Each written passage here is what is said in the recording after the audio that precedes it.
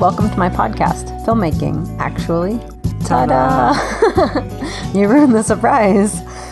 Well, I guess your name's on the podcast title.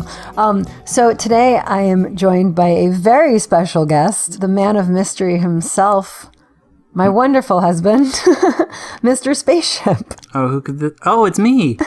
I was wondering, you had me going for a second. I was like, wonderful husband. I'm like, that can't be me. Oh, you know it's you.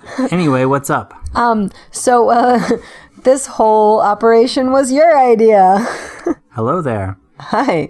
We are going to be doing something a little different. Those are Star Wars references. Those are Star Wars references. So this is the episode you're looking for. We are going to do something a little different. I tend to not do like reaction videos or like critique other people's work because that's kind of not my thing specifically as a filmmaker. But there's a big buzz going around a certain Disney Plus show right now. And I believe you're referring to Ooby-Dooby Shooby Kenobi. The one and only. He has the silliest name in the galaxy. That's a reference to Thumb Wars from over 20 years ago. But then so many Star Wars things are from over 20 years ago, except for this show, which is happening right now in 2022. Yes, and you had the potentially bright idea. We'll see how this goes. We're going to react. We're going to go over what we think of the series so far. Then we're going to stop the episode. We're going to watch the final episode in the season. And then we will come back with our comments. Yeah? Yeah, I just figured, though, we could begin with maybe a synopsis of what the series is about, maybe? Because I have it right here and I can tell you. Ooh, we should say spoilers ahead. Please do not continue. Ready? Spoiler alert. Yeah. Please turn off this episode, go watch the Obi-Wan series, and then come back. So the premise of the show, according to Wikipedia, is 10 years after the events of Star Wars Episode 3, Revenge of the Sith, in which the Jedi were destroyed by Order 66 and Obi-Wan Kenobi's apprentice, Anakin Skywalker, became the Sith Lord Darth Vader. Kenobi is hiding on the planet Tatooine watching over Anakin's son Luke when he is called on a mission to rescue Anakin's daughter Leia after she is kidnapped by the Galactic Empire's Jedi hunting inquisitors in a plot to draw Kenobi out. This leads to a confrontation between Kenobi and Vader. I don't know. I just basically I just got excited and I wanted to record this with my wife and so we're gonna pause shortly after this, and when we come back some time will have elapsed, approximately 52 minutes, but you won't know because it'll be like 2 seconds.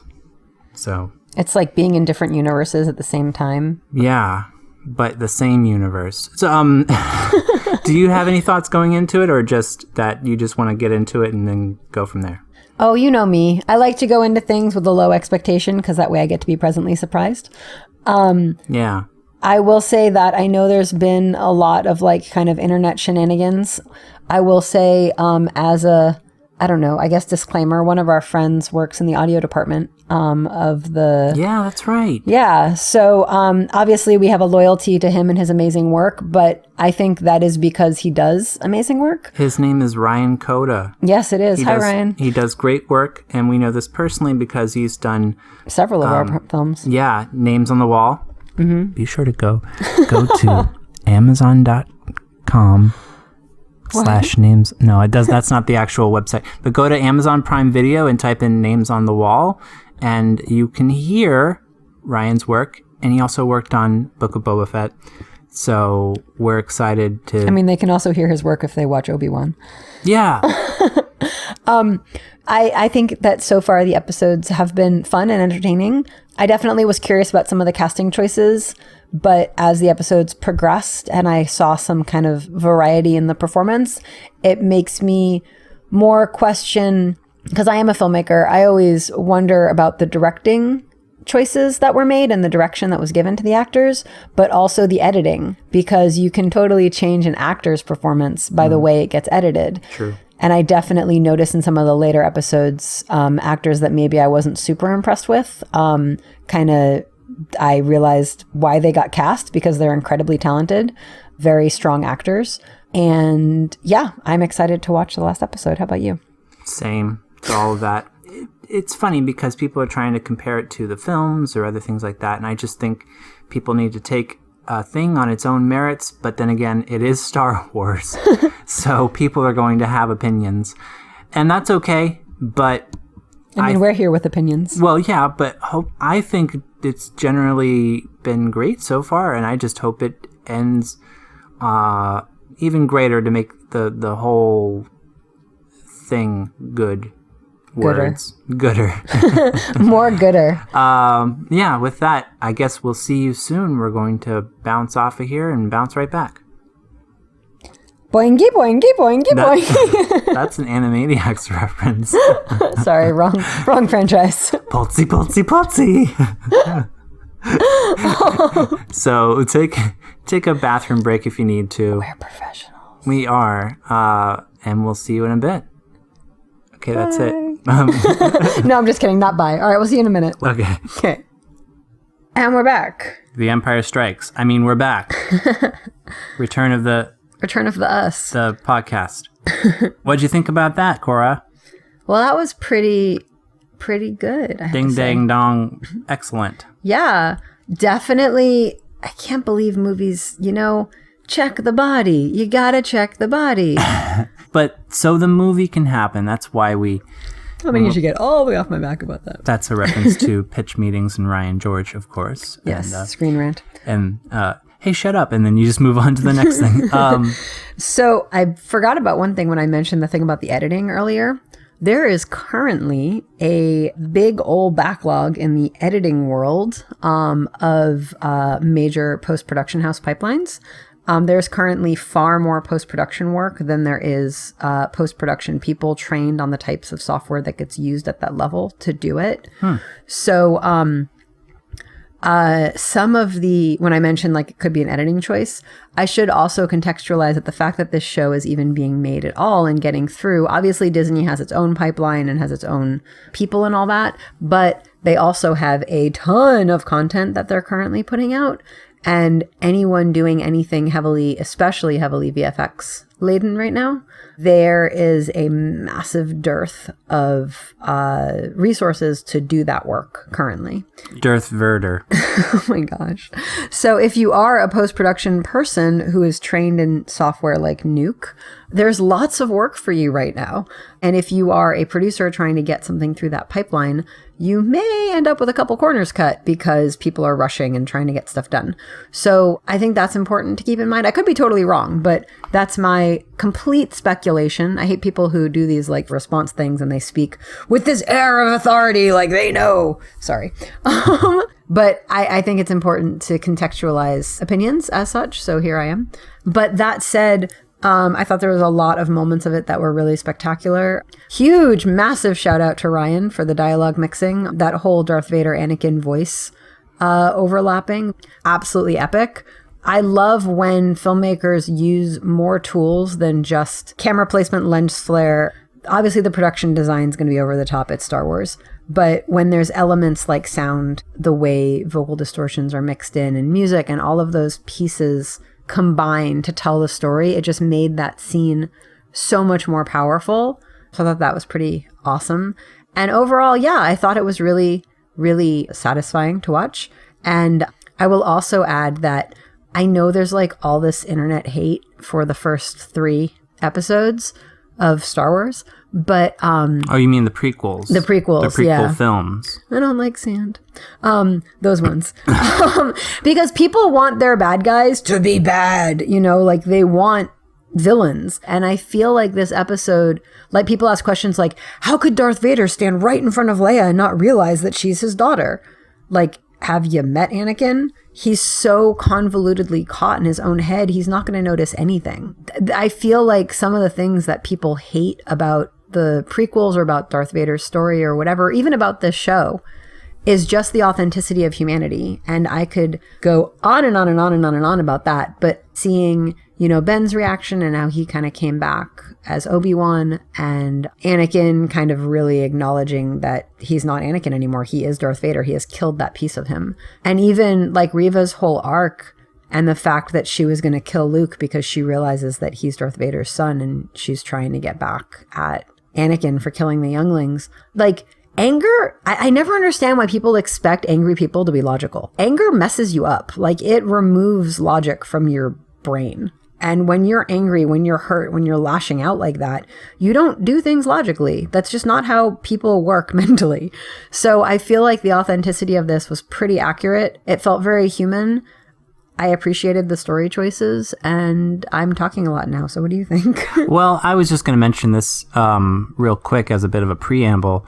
We got married in 2015. Oh, yeah. And what that heralded in, you know, by virtue of us getting married, then Disney decided to start putting out Star Wars films and TV shows every year since we've been married. So, thanks, Disney. So we were married in May of 2015, and then in December we had, of course, Force Awakens, and then the next year we had Rogue One, a Star Wars story, and then the next year we had The Last Jedi, and The Rise of Skywalker, and The Mandalorian, you know, season 1, and so on and so forth. Everything, like, obviously it's connected to us, and our presence made it happen. Yeah, of course. Just like the number of swimming pool deaths in Nicolas Cage movies. Yeah, the correlation is linked to the causation. Absolutely. We got married and Disney made Star Wars movies just for us. But what I mean is, it's nice to share Star Wars with a friend or family member and just have a joyful experience, or not bring your own expectations to it. And I think we even started off with that. I think, Koura, you said that you didn't want to have expectations. Mm-mm. And I think people who do, I mean, also, not to be whatever, but it's literally a TV show. It's like, at the end of the day. It's not some. I will say I have strong opinions about some films and television shows and Cars. Well, it's the worst Pixar movie ever made, but that's for another.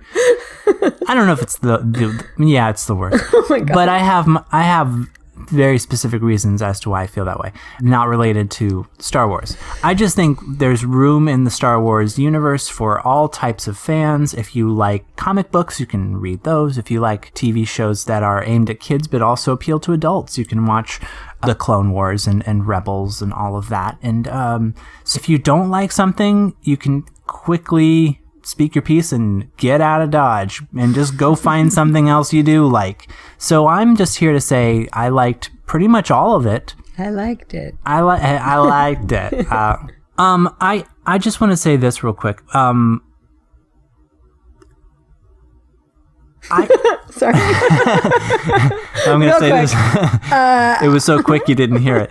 I honestly have had some problems with Obi-Wan as a character and the prequels. I was 14 years old when I saw Phantom Menace, and they killed off two of my favorite characters, which were Qui-Gon and Darth Maul.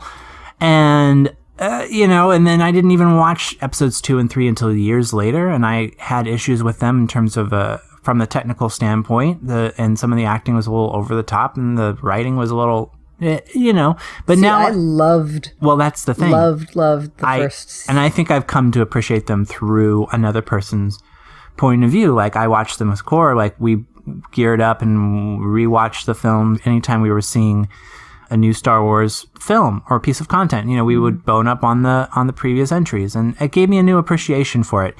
But I was always sort of tripping up over the technical limitations and things I didn't like and things I got hung up on. And, at the end of the day, Koura's right. It's just movies. It's just TV. It's just a show. And if you don't like it, save your breath. Go find something you do like and talk about that. But I'm saying all that to say, that this series gave me a whole new appreciation for Hayden Christensen and Ewan McGregor in these roles, and obviously they brought back the actors who played Uncle Owen and Aunt Beru and Joel Edgerton. I forget how it's pronounced, and Bonnie Peace, and it's cool. And also and Jimmy Smits as dude who's dad. Oh yeah, well, Liam Neeson, obviously, yeah. But I'm trying to think of the name of the dad, the Organa guy, Bail Organa, who is the adopted father of Princess Leia. Princess Leia, yeah, whatever her name is. And the actress who plays her, I forget her name off the top of my head, as well as many other. But she was great. This is her first role, apparently. Really? I think she did a great job. I mean, sorry. I just want to throw something out really quickly. There's some times where, like, maybe it wasn't the sharpest performance, but literally, if you just cut it different, like if you just tightened it up, it would look like a stronger performance. So I know from working with kids, it's hard to work with kids on set, and it's hard to get like that performance absolutely perfect. And sometimes you need to cut around. I mean, we've done it before where we've taken performances and changed the entire performance in post when we redid an edit. And that's not true just for kids, but for adults too. Yeah. So, I mean, you took that one film where it was like, I mean, even the cinematography. What like, film was that? I'm not going to mention it in this podcast. There was a film. Yeah, there was a film where we, the footage that we got was it was a mess. And we like recropped it and restructured all the frame. Like we basically redid it in post, which is possible. And it got nominated for best cinematography. But it was because of the edit. Yeah, you know now exactly what I'm talking about. So I don't want to badmouth that DP, so that's why I'm not saying anything. But anyway, what I'm trying to say is that there's a lot to be said for the way something is edited. And I think that in my opinion, the reason this doesn't feel as strong or as powerful as another Star Wars type film or whatever, I feel like the editing was a little bit sloppy. And that's my opinion. I feel like there's places that could have been tighter, that could have been more powerful. There's also a couple places where I wondered about the directorial choice. And I don't know if that was the studio standing next to the director and going, do this, do that, do this, do that. I don't know if that was the actors doing stuff and then the editors took that take, and the director is a series director for Disney Plus and isn't with full creative control. And I don't know if it was a directorial choice, but there's definitely moments that I think I wouldn't say that person's a bad actor or that's a bad editor or I wouldn't say that's a bad anything, because honestly, I wasn't there. I have no idea. I have no idea why they picked the shots they picked, why they cut it the way they cut it. I know nothing. I am Jon Snow in this situation. But I do know that the heart was there, the story was there, the way it was written, except for just, oh my gosh, go back and check the body. Sheesh. So the movie can happen. So the movie can happen. That, unless you're intentionally making it where, okay, I'm not killing you, I'm going to walk away with you being injured and I'm going to leave you here to die and whatever happens, happens, whatever. But otherwise, I think the arc of Darth Vader and Anakin was very authentic. I think that the arc of Obi-Wan was really authentic. That was longer than I was going to say. I really just wanted to say that editing thing. So go on, you were saying. Sorry. Oh, I don't know what I was saying. I'm Leia. Articulate. You were talking about the different actors and how good they were. Oh, I think what I was trying to get to was my impression of the prequels and even Obi-Wan as a character. I just felt like he was just sort of this tangential, very influential, but not pivotal in any way. But obviously in the prequels he's pivotal, but it just seemed like I don't know. These are just hot takes from me. I just felt like so many different things, like from a technical standpoint and acting standpoint. And the acting, when I'm criticizing acting, it could be the way it's written and the way it's directed and the way it's filmed, the way it's edited. Oh, definitely the way it's filmed, because those prequels were filmed largely, especially episodes 2 and 3 were, against green screen and blue screen, and if you're not... Are you talking about episodes as in Star Wars episodes, not episodes 2 and 3 of Obi-Wan? Correct. I'm referring to the films when I say episodes 2 and 3, Attack of the Clones and Revenge of the Sith. When you don't have an environment that reflects the actual space you're in, it can mess with your head, I imagine. And the performances can be stilted. And so many films that come out where they're largely filmed on green screen and blue screen and all this, and it's composited later. This is about Obi-Wan.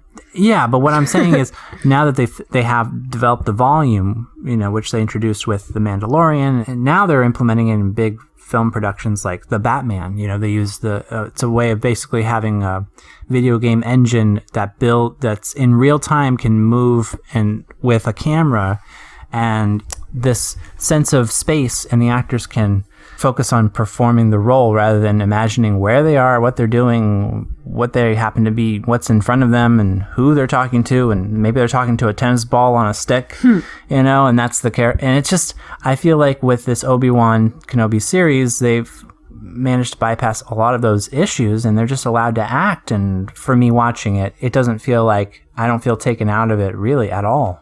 And some people might say, well, you can tell it's filmed in the volume, and it's like, who cares? I don't care. I just really enjoy it, and I thought it was wonderful, and I'll give it a thumbs up.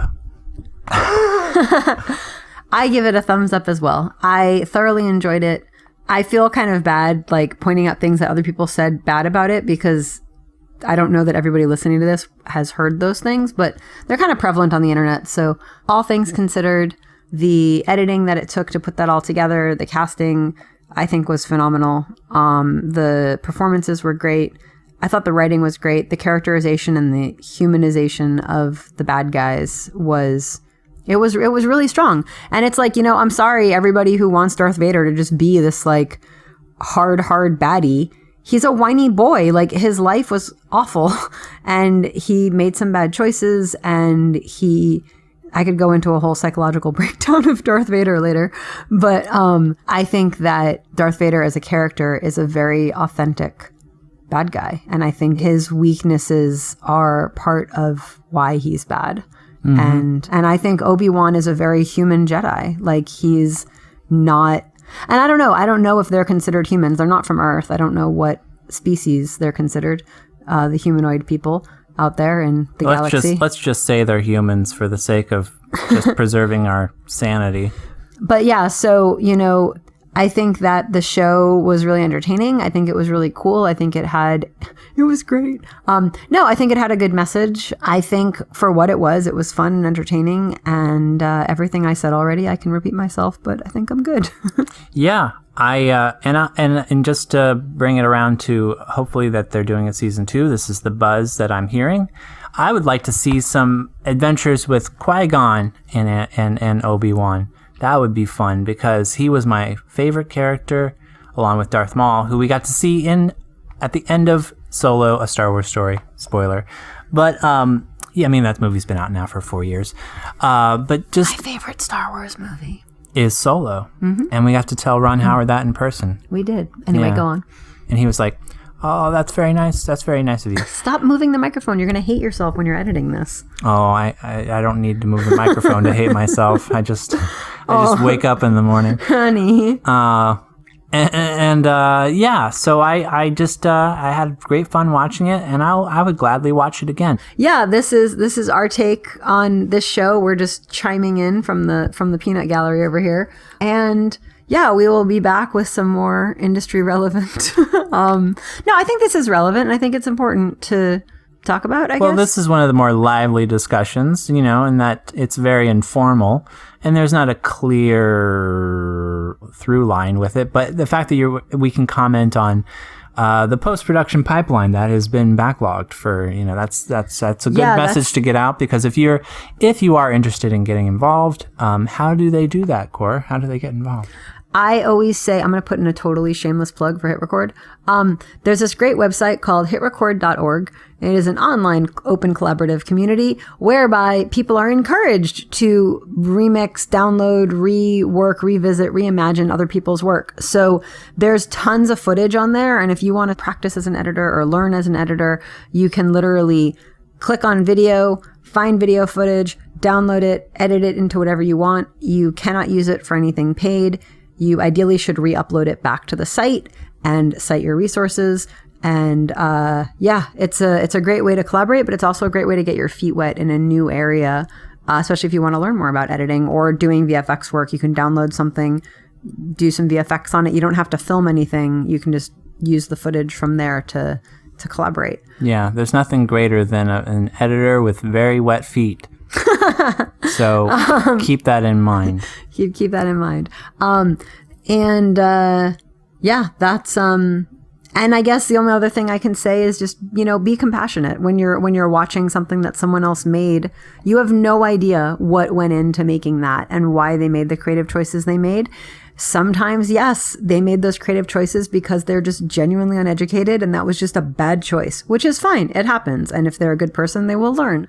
One of the last shots of Princess Leia, she's completely out of focus and the camera just stays on Obi-Wan. It's an interesting choice. I don't necessarily know that I would have done that. I would have appreciated some rack focus and maybe stayed on her, or rack focused from her to him. It was just kind of a random cut.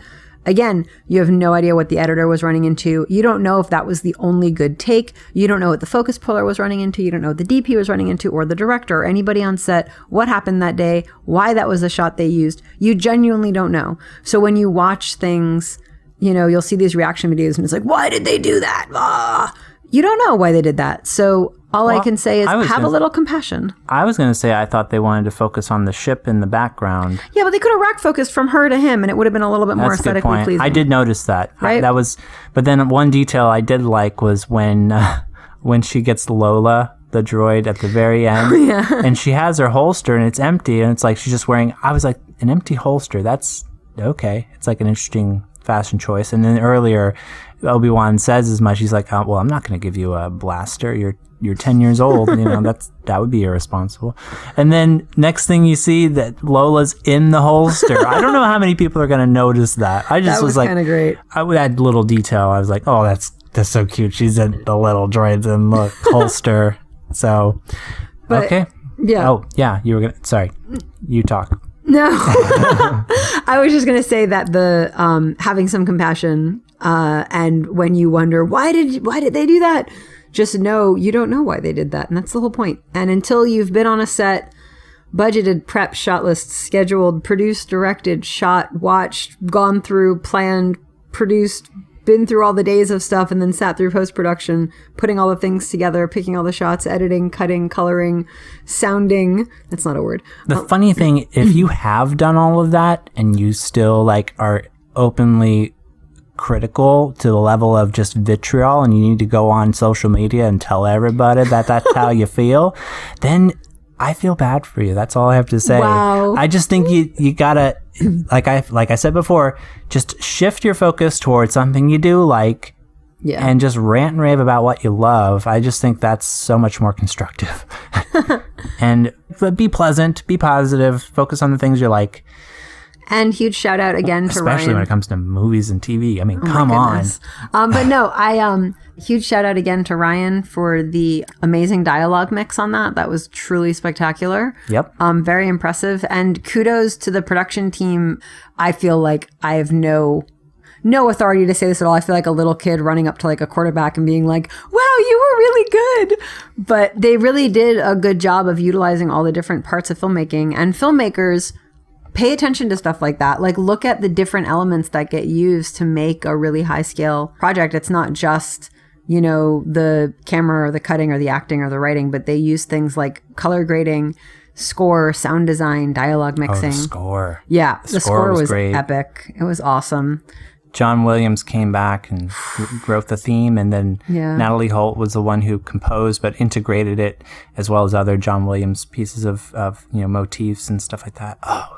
It was pretty awesome. Yeah. So filmmakers, pay attention. There's a lot to learn out there. A lot to learn. And on a positive note.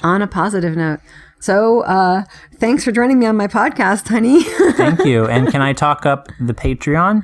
Oh, yeah, sure. For as little as $1.99 a month, you can be a part of the Space Dream Productions community. And that gives you access to panels and Q&As and workshops and all sorts of fun, exclusive bits of content. All you have to do is go over to patreon.com/Space Dream Films. That's single space, single dream, many, many, many, many films. And so I figure I can talk that up because then Koura can be like, oh, it's not that great. And I'm like, it is. It's super awesome.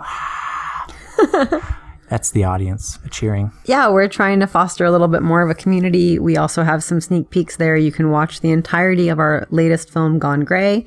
You can also watch a sneak peek of our upcoming feature film, Catching the Light. You can also join us on Monday, June 27th. There is going to be a panel for writers, and we're going to have some awesome people joining us. It'll be a live virtual panel where people can submit log lines to get reviewed by the panel, and the panel is going to talk about making films and writing and story and all that stuff. And then the panel will be recorded and posted on Patreon so that even if you're not available to come to the event, you can still watch it. We will be sharing a section of the panel here on the podcast. The podcast will always be free. But yeah, a place for you to join and support and help us keep doing stuff like this podcast. I have a logline for you. It involves space wizards in outer space with laser swords. You think it'll go anywhere? I think they already made that one a couple years ago. Oh, I thought it was completely original to me. Okay, that's all I have to say. Yeah, thanks for joining us, and okay, that's it. Bye. You've been listening to... Oh, wait, I do that later. Here we go. You've been listening to Filmmaking Actually with Koura Linda, Space Dream Productions podcast. Subscribe to us on any or all the podcast platforms, but we especially recommend our sponsor, Anchor. If you like what you hear, leave us 5-star ratings and positive reviews on iTunes and Stitcher. It helps more listeners like you discover the show. But the best thing you can do if you really like the show is tell a friend. Want to leave a comment or ask a question? Email at filmmakingactually@gmail.com. This is Spacey speaking. Do you not get it, people? His name was Windu and he went out a window, huh? That joke was hilarious and you all liked it. And we'll see you next time.